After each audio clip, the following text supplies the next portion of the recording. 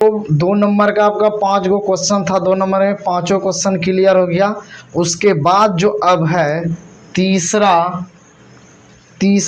Number था, ठीक है। ये 3 नंबर क्वेश्चन है।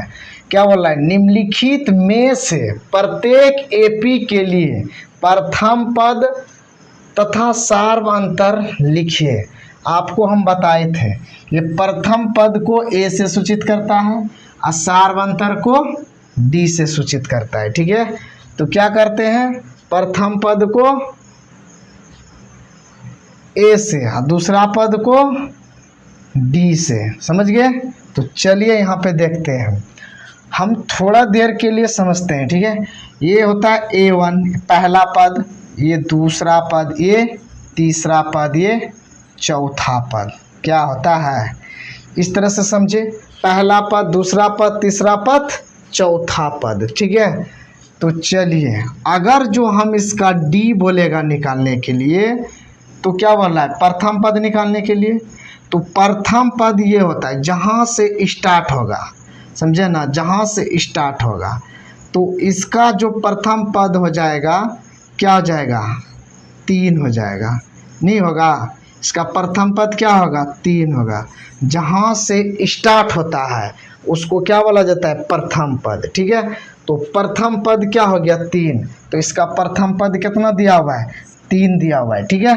तो अब इसमें क्या बोला है, सार्वंतर निकालने के लिए। तो डी बराबर क्या होता है, पहला पद, दूसरा पद, तीसरा पद, चौथा पद दिया हुआ है। तो डी का फॉर्मूला क्या हो जाएगा पता है, A2 घटाओ A1, मतलब दूसरा पद में पहला पद को क्या करना पड़ेगा, घटाना पड़ेगा, तब क्या निकलेगा, डी का मान निकलेगा, ठीक है। तो दूसरा पद क्या है, 1 है, 1 रख देंगे। पहला पद क्या है, 3 है, तो 3 रख देंगे। 1 में 3 को घटाइएगा तो कितना हो जाएगा, -2 हो जाएगा, यही हो गया। तो ए का मान कितना निकला, 3 निकला, और डी का मान कितना निकला, -2 निकला, ठीक है।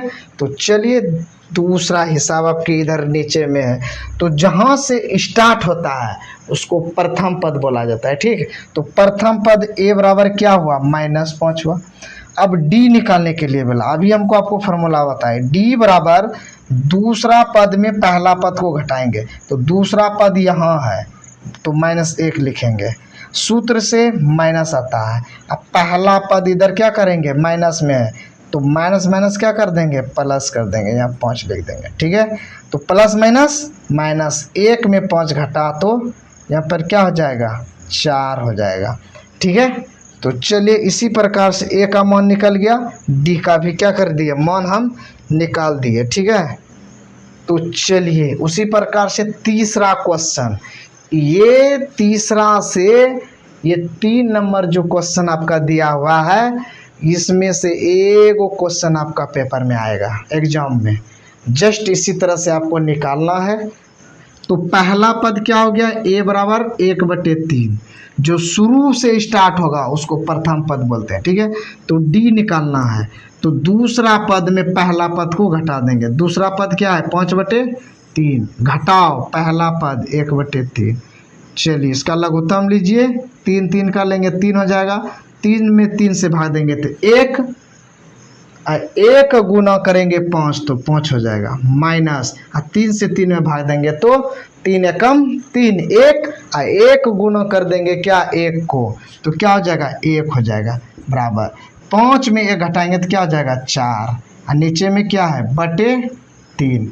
डी का मान क्या निकला, 4/3, क्लियर। ए का भी मान निकाल दिए, डी का भी मान निकाल दिए, क्लियर। तो चलिए नीचे वाला हिसाब में, ए बराबर इसका भी मान दिया है 0.6, डी उसी तरह निकालेंगे। दूसरा पद में पहला पद को क्या करेंगे, घटा देंगे।